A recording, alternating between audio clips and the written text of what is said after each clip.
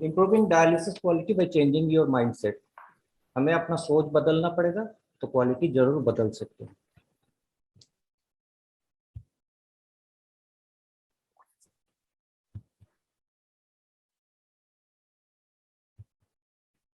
Tips to enhance the quality of dialysis. हम लोग बहुत सारे चीज पढ़ चुके हैं, वाटर ट्रीटमेंट प्लांट पढ़ चुके हैं, PhD assessment and dialysis prescription, one of the important topic here. Selection of correct dialyzer, priming of the dialyzer, safe hand hygiene practice, and few more topics I am going to cover. Pre and post HD blood sample collection, disinfection of dialysis machine, reuse, reprocessing of dialyzer, effective medications, potassium correction, continuous monitoring of vitals. Water treatment plant. तो हम लोग सब सोचते हैं कि dialysis कितना जल्दी शुरू करें और कितना जल्दी खत्म करते हैं, क्योंकि हमारे पास पेशेंट के आउट बहुत इनफ्लो है, तो हमें बहुत जल्दी खत्म करना पड़ेगा और हमें आपको घर भी पहुंचना है। हम लोग कभी सोचते नहीं कि डायलिसिस का पानी किस तरह का है और कितना है। यहाँ दो ग्लास की पिक्चर दिखाया जा रहा है, एक में साफ पानी दिख रहा है और एक में थोड़ा गंदा पानी दिख रहा है। So if you ask me which of the glass you are going to drink, the left side glass, सभी लोग बोलेंगे हाँ वो साफ दिख रहा है, और राइट साइड ग्लास कुछ लोग बोलेंगे ना वो नहीं पीएंगे। अगर मुझे पूछा जाए तो मैं सबसे पहले बोलूंगा कि मैं कुछ भी दोनों में से कोई भी पानी नहीं पीऊंगा, because I have to think that whether the water is fit to drink और नॉट। तो इससे पहले डायलिसिस का वाटर के बारे में बहुत सारे कुछ बताया गया, I will not go in the details, लेकिन कुछ चीजें हमें देखना पड़ेगा, क्योंकि हम लोग सोचते हैं कि हमारे पास कोई फैसिलिटी टीम है या वाटर प्लांट मेंटेनेंस का कोई टीम है जो हमारा पानी देख लेते हैं और हम डायलिसिस सीधे सीधे स्टार्ट कर देते हैं। तो हम लोग कुछ चेकलिस्ट मिनिमम जो पॉसिबल होता है, जो टायर 2 और टायर 3 सिटीज में होता है या टाउन्स में होता है, वहाँ पे ये सारे प्रॉब्लम हम लोग देख चुके हैं। Daily pH and TDS quality. Slide auto क्यों जा रहा है? So pH and TDS daily check करना चाहिए। अगर इन हाउस कल्चर ऑप्शन है तो हम लोग कल्चर कर सकते हैं। क्वार्टरली या मंथली एंडोटॉक्सिन लेवल देख सकते हैं, और हाफ ईयरली या क्वार्टरली आर्मी स्टैंडर्ड फॉलो कर सकते हैं। अगर रिपोर्ट सही है तो then we can continue the dialysis. अगर रिपोर्ट सही नहीं है तो हमें अपने HOD को बताना पड़ेगा, नेफ्रोलॉजिस्ट को बताना पड़ेगा, so that the corrective steps are taken and we can provide the better quality of water for the dialysis patient.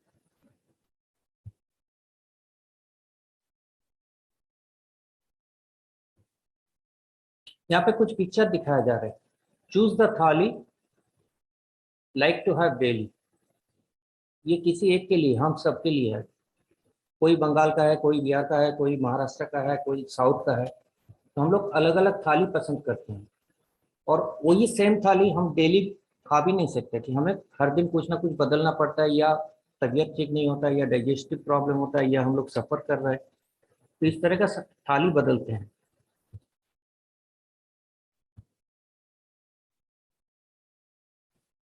तो डायलिसिस पेशेंट का प्रेस्क्रिप्शन भी जैसा होता है, उसमें कुछ पहले फिजिकल असेसमेंट करना पड़ता है, क्योंकि पेशेंट का हालत हमेशा सही नहीं होता है, there are changes in their things.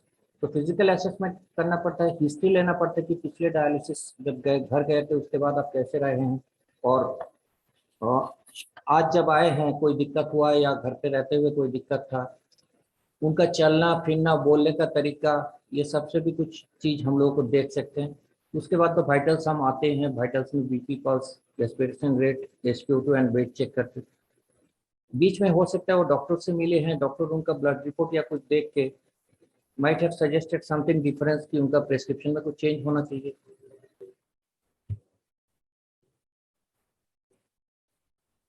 तो प्रेस्क्रिप्शन में ड्यूरेशन ऑफ HD कितने देर होना चाहिए, ब्लड फ्लो रेट कितना रखना चाहिए, डायलाइजर सरफेस एरिया या फ्लक्स कौन सा यूज करना चाहिए, कंपोजिशन क्या होना चाहिए डायलिसिस की, डायलिसिस फ्लो रेट भी घटा भी सकता है, बढ़ा भी सकता है, डायलिसिस की टेम्परेचर हो सकता है, फ्लूइड कितना रिमूव किया जा सकता है, एंटीकोगुलेंट यूज करे या नहीं करे, या तो कितने करे, एनी अदर इंटरडायलिसिस और पोस्ट की मेडिकेशन, ये सारी चीज हमें देखना पड़ेगा। Most of us follow standard presentation until unless asked for a specially guided। हम लोग एक जो भी पेशेंट आता है एक स्टैंडर्ड साइज का डायलाइजर डाल देते हैं, स्टैंडर्ड सोडियम पोटेशियम रख देते हैं, जो रूटीन चल रहा है या थोड़ा बहुत करते हैं, तो चेंज नहीं करते। Please note that all the components in the prescription varies from patient to patient. हर एक पेशेंट के लिए कुछ ना कुछ बदल जरूर होता है। Just remember our food menu. इसलिए हमने शुरू में थाली दिखाया था। Selection of correct dialyser. Dialyser selection के लिए देखिए, सबसे पहले आपके पास कुछ चार्ट साइज की दिखा रहा हूँ। ये कपड़े की साइज है, medium, large, XL, 2XL, surface area दिखा रहा हूँ, ये पोर साइज दिखा रहा हूँ। हम लोग जब कपड़ा खरीदते हैं तो सब स्टैंडर्ड साइज का नहीं खरीदते हैं, अलग अलग साइज के खरीदते हैं, जिनको जैसा साइज फिट आता है वो खरीदते हैं। और मटेरियल भी बराबर नहीं होता है, कोई सिल्क का पहनता है, कोई कॉटन का पहनता है, कोई वुलन का पहनता है। उनका क्लाइमेटिक कंडीशन कैसा है वो देखना पड़ता है। किसी को वुलन से एलर्जिक होता है, किसी को सिल्क से एलर्जी होता है, तो हमें बदलना पड़ता है। Same has to be followed while selecting the dialyser for each and every patient. Selection will depend on the following criteria. क्या क्या चीज डिपेंड करते हैं? मेटेरियल, पॉलीमर, ये जो मेटेरियल होता है डायलाइजर बनाने के लिए उसको देखना पड़ेगा। वाटर परमेबिलिटी, लो फ्लक्स हो सकता है, मिडिल फ्लक्स हो सकता है, हाई फ्लक्स हो सकता है। सॉल्यूट परमेबिलिटी, जो लो मॉलिकुलर वेट को क्लियरेंस करेंगे डिफ्यूजन की जगह, या तो हाई मॉलिकुलर वेट कन्वेक्शन भी करेंगे। बायोकम्पेटिबिलिटी, बायोकम्पेटिबिलिटी जैसे मैं आपको पहले ही बताया था, अपने कपड़े के लिए वुलन कपड़ा हो या सूती का हो या सिंथेटिक हो, ये सारे चीज इनके लिए भी लागू होता है। और बायोकम्पेटिबिलिटी मेजर करने के लिए कोई रास्ता नहीं है, लेकिन वो सेंसिटिव होता है, हर एक पेशेंट का अलग अलग देखना पड़ता है। प्राइमिंग करते समय हम लोग कुछ चीज करते हैं कि प्राइमिंग हमें जल्दी करना है, बहुत सारे पेशेंट को स्टार्ट करते हैं, प्राइमिंग का प्रोसेस फॉलो नहीं करते हैं, और बहुत ज़्यादा स्पीड में ब्लड फ्लो रेट में या सलाइन फ्लो रेट में हम लोग प्राइमिंग कर देते हैं। 300 से 350 ml, 400 ml, जिनको जैसा मर्जी होता है प्राइम कर, सोचते हैं कि हमारा टाइम बच जाएगा, लेकिन वही टाइम के वजह से हम लोग क्या करते हैं, कुछ all the ports are not clean properly, वहाँ पे क्लीन नहीं हो कर पाते हैं, वो रेसिडुअल केमिकल रह जाता है, and there are chances of complication during dialysis. हम जो टाइम यहाँ बचा लेते हैं वो पेशेंट के लिए हानिकारक होता है। अगर हम थोड़ा सा सोचें और सही तरीका से टाइमिंग करें, I think we can achieve better result. हाथ धोने का तरीका हम सबको पता है, बहुत सारे क्लास होते हैं, बहुत सारे पोस्टर लगा हुआ है, वॉशिंग मशीन के सामने लगा हुआ है, सैनिटाइजर लगा हुआ है बेड के साथ, लेकिन हम लोग बिजी रहते हैं और ये फॉलो नहीं करते। खास करके सेंट्रल वेनस एक्सेस जब करते हैं, थोड़ा बहुत अलार्म देता है, ब्लड फ्लो बार बार डिस्टर्ब करते हैं, हम लोग जाते हैं हाथ से बेयर हैंड से घुमा देते हैं। तो please request to all the technicians, follow safe hand hygiene practice, और बिना कुछ किए सेंट्रल वेनस या किसी भी ब्लड लाइन को कृपया टच मत कीजिए। I think that will help the patient.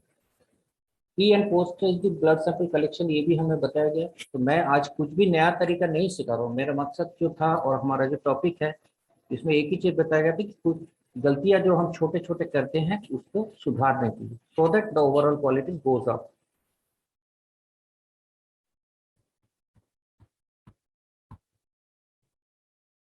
Disinfection of HD machine.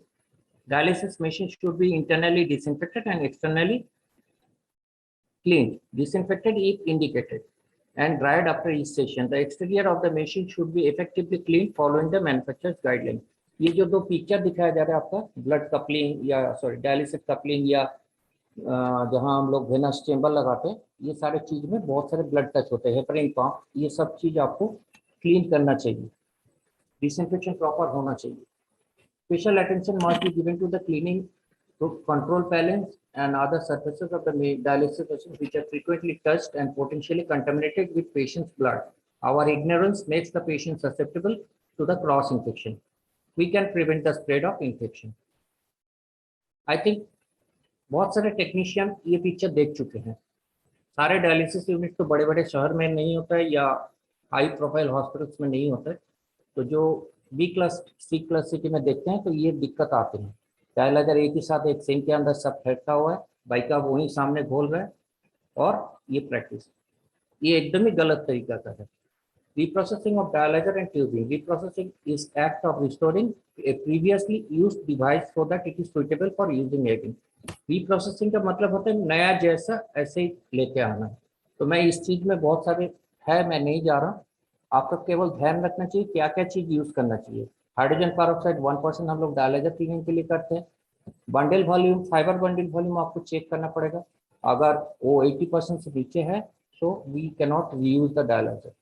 Disinfection sterilisation with properly diluted chemical. अगर केमिकल सही तरीके से डाइल्यूट नहीं किया, अपनी मन मर्जी से कुछ लोग कर लेते हैं, इतना डाल दिया, चलो इतने आर वाटर है इसके साथ इतना कुछ डाल दिया बस हो गया। No, that you have to ensure that you are using the right diluted chemical, और उसमें लेवल भी होना चाहिए और सही क्लीन एंड ड्राई एरिया में प्रिजर्व करना चाहिए। ये कुछ मैं आपके लिए शेयर किया हूँ। हम सब लोग जानते हैं कुछ पेशेंट होते हैं जो डायलिसिस सुबह किया है और शाम को फिर उनका सांस फूल है, और हमने उनको फॉर्मेलिन से डायलाइजर को डिसइंफेक्ट करके रखे हैं। तो ये ध्यान रखना पड़ेगा कि डोयल टाइम कितना है। अगर वो डोयल टाइम से पहले यूज करते हैं और पेशेंट को करना है तो we have to take the new dialyser.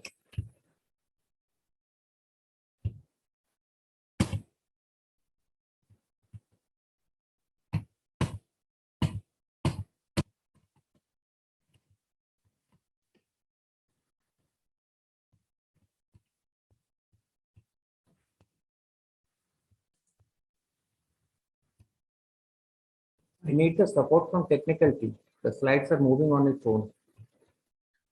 That you have to do it from your end. You have to use the arrow. Yeah, I'm using, sir, but it's previous and next. Sir, you have to give command next or previous. previous. Previous, please. Previous. This is forward. So I want backwards. So you have to click a right button. You are using Mac or you are using Windows? No, I'm using Dell, sir. Dell, na?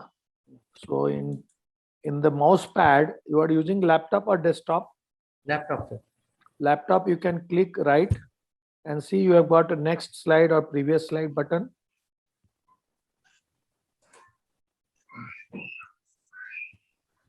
The slides have gone off the screen.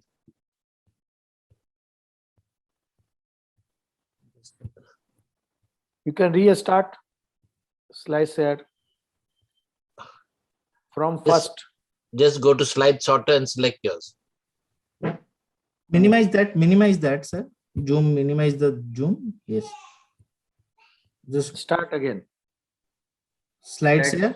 Please put slides here. Enlarge this slide Yes. and start putting forward. Right. Thank you. Don't be in a hurry. No, these areas I have already covered, sir. Yeah, but you can move further. Yes.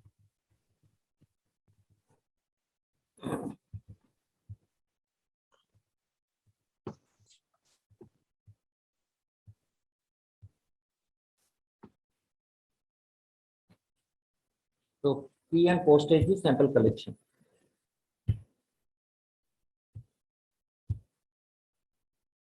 ये basically हम लोग कई बार भूल जाते हैं और कैसे लेना है क्या करते हैं। अगर भूल जाते हैं तो हमें वो मान लेना चाहिए, और हो सकता है कि नेक्स्ट टाइम में हम दोबारा सैंपल ले लें। डिसइंफेक्शन ऑफ एचडी मशीन तो बाहर से भी क्लीन करना पड़ेगा, अंदर से भी। अंदर से तो मशीन में प्रोग्राम है ऑलरेडी, और बाहर से जो है वो हमें थोड़ा सा ध्यान रखना पड़ेगा, क्योंकि जहाँ जहाँ पे ब्लड लग रहा है या कंटामिनेटेड फ्लूइड लग रहा है, that we have to clean and disinfect. ये रीप्रोसेसिंग हमने बताया था। Okay, I was in this slide. Formaldehyde 3 to 4%. We have to dilute. Some book says that it is 4%, but in the market it comes at 37%. So it is easy to dilute at 3.7%. And formaldehyde अगर use करते हैं तो 24 घंटे हमें dial time रखना पड़ेगा। ग्रेनालिन अगर use करते हैं 1% यूज होता है एंड 11 आवर्स डोयल टाइम होता है। ग्लूटाल्डिहाइड बहुत कम यूज होता है, मैंने अभी तक देखा नहीं है, तो that only dwell time is 1 hour. Hydrogen peroxide जब हम लोग डायलाइजर क्लीनिंग के लिए यूज करते हैं उसका कंसेंट्रेशन 1% होता है। कुछ लोग अपने अंदाजा से लगा लेते हैं, तो ये थोड़ा ध्यान रखना पड़ेगा। अगर ज़्यादा कॉन्सेंट्रेट हो गया तो हो सकता है मेम्ब्रेन रैप्चर हो जाए, ब्लड लीक आएगा। हाइपोक्लोराइड सॉल्यूशन 1% एबी ट्यूबिंग के लिए यूज करते हैं। और कई बार होता है कि बहुत सारे यूनिट में हाइपोक्लोराइड बचा लेते हैं, हम यूज नहीं करते। हम सोचते हैं कि थोड़ा कॉस्ट बच जाता है। अगर प्रोटीन प्रेसिपिटेशन है अंदर तक ट्यूबिंग के अंदर, तो ये हाइपोक्लोराइड हमें मदद करता है उसको निकालने। It is better always use the recommended chemicals. Effective medication, effective medication में क्या होता है, हम लोग डायलिसिस में हेपरिन देते हैं और हेपरिन में सिरिंज पंप होता है या हेपरिन पंप जो भी हम बोलते हैं, उसमें रिकमेंड होता है अधिकतर 20% सिरिंज। कुछ लोग करते हैं वहाँ बचा लेते हैं 10% सिरिंज। तो दोनों सिरिंज के अंदर जो फर्क होता है वो डायमीटर का फर्क होता है। और हमारा पिस्टन जो है ऊपर से नीचे जब जाता है वो मिलीमीटर के हिसाब से मूव करता है। तो each millimetre helps with certain amount of ml। तो हम लोग क्या करते हैं, अगर 10 ml का देते हैं उसका डायमीटर कम होता है, उसमें हमारा हेपरिन कम जाता है। So it is always recommended that use the size which is recommended by the company. और दूसरे है कोल्ड चेन मेंटेन करने के लिए।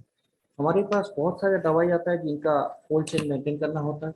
और हम लोग क्या सोचते हैं, ये अभी तो एसी में है, एसी का रूम टेम्परेचर क्या होता है। ये मैं एक नीचे पिक्चर दिखा है, जो आपको दिखा रहा है डायलिसिस पेशेंट के सामने टेबल के ऊपर मेडिसिन पड़ा हुआ है। तो उसका टेम्परेचर देखिए, मैं सर्कल करके आपको दिखाया कि that temperature has to be 2 to 8 degree Celsius. हमारा हमारा रेफ्रिजरेटर का जो डोर है उसमें 2 to 8 डिग्री सेल्सियस टेम्परेचर हो सकता है।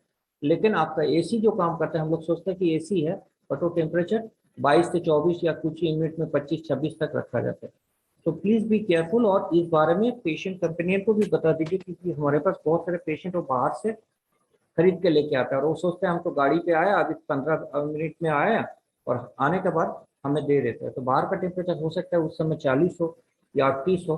तो दिस मेडिसिन प्रॉपरली काम नहीं करता है। हाई टेम्परेचर में cause the degradation of the medicine and even में हार्म द एंड यूजर, मतलब पेशेंट को नुकसान भी पहुंचा सकते हैं। Okay, potassium correction through haemodialysis. हम लोग सब पोटेशियम करेक्शन करते हैं। हमारे नेफ्रोलॉजिस्ट हमें एडवाइस करते थे कि चलो उनको पोटेशियम बात दे दीजिएगा, पोटेशियम पेशेंट की कमी है, का लूज मोशन था, तो गिव द पोटेशियम बात। और हम लोग कुछ नहीं जानते, अपने एसिड कंसेंट्रेट में क्या करते हैं, 2-4 एम्पूल तोड़ के डाल देते हैं। The right technique is you have to calculate what is the mixing ratio and what is the flow rate.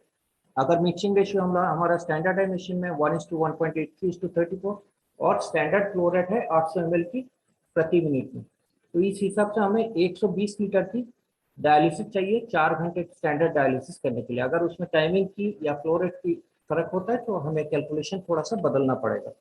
इसमें क्या करते हैं, पार्ट ए रहता है एसिड, बाइकार्बोनेट रहता है 1.83 एंड आरओ वाटर रहता है 34 पार्ट।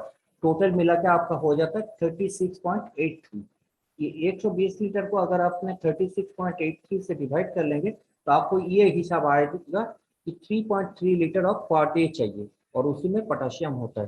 तो इसलिए अच्छा, 1 ampoule of 10 ml potassium chloride injection contains 220 milliequivalent of potassium. तो ये चीज हमें थोड़ा सा कैलकुलेशन में देखना पड़ेगा।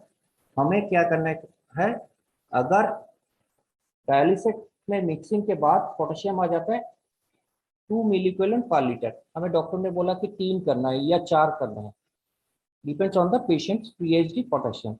हमें हर मिली इक्विवेलेंट बढ़ाने के लिए हमें 120 milliequivalent potassium dialysis part A में डालना पड़ेगा। 120 हमें कितने में मिलेगा, हमें 6 ampoule of potassium chloride injection जो है उसके जरिए मिलेगा। तो वी हैव टू कैलकुलेट। अगर हमें डॉक्टर बोला 3.5, मतलब हमें 1.5 बढ़ाना पड़ेगा। 1.5 बढ़ाने के लिए हमें क्या करना पड़ेगा, 6 + 3 9 करना पड़ेगा। अगर हमें डॉक्टर बोला कि 4 करना है तो हमें 6 + 6 12 एम्पूल 3.5 लीटर हमने लिखा, इसलिए कि 3.3 लीटर मेजर करना कई बार मुश्किल होता है। हमारे पास मेजरिंग जार होता है, आप अगर कर सकते हैं तो अच्छा है, नहीं तो अप्रोक्सीमेट 3.5 लीटर में ये ऐड कर सकते हैं। And I am sure the patient will be benefited with this right potassium correction. कई बार हमारे पास पेशेंट का मॉनिटर होता है और हम मॉनिटर लगा के छोड़ देते हैं। हमें ये ध्यान रखना पड़ेगा, monitors also need to be monitored. Monitor को देखने के लिए तो हमें किसी को देखना पड़ेगा, और हम लोग गप में लगे जाते हैं, पीछे बैठ के कुछ खाते हैं, and we find that patient BP is falling.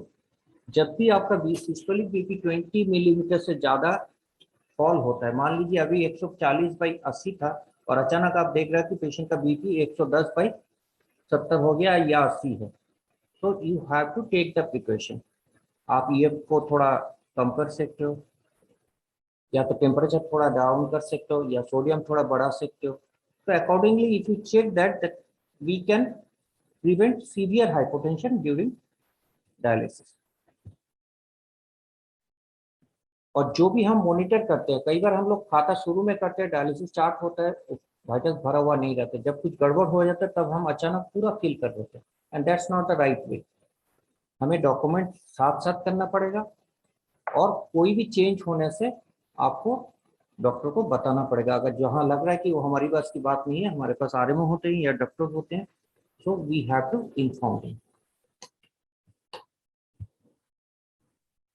अगर इस तरीका से अगर हम लोग थोड़ा सा क्या करते हैं, I think and stage renal disease को हम सिंपल रीनल डिजीज में बता सकते हैं, क्योंकि पेशेंट की इसमें क्या होगा, आप एसओपी फॉलो करोगे तो पेशेंट को सही दवाई मिलेगा, टाइम से मिलेगा, कॉम्प्लिकेशन उनका कम हो जाएगा, तो पेशेंट विल बी सेटिस्फाइड और हैप्पी कि हाँ डायलिसिस जैसे भी चल रहा है, रूटीन है, कोई दिक्कत नहीं है।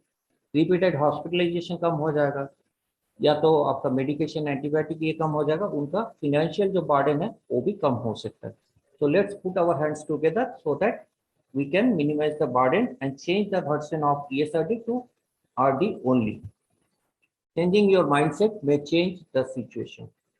So मेरा एक simple request to all the technician and the caregivers in the dialysis, if you all can put your hands together, I'm sure we can bring the changes and smile to the nephrology patient. Thank you very much.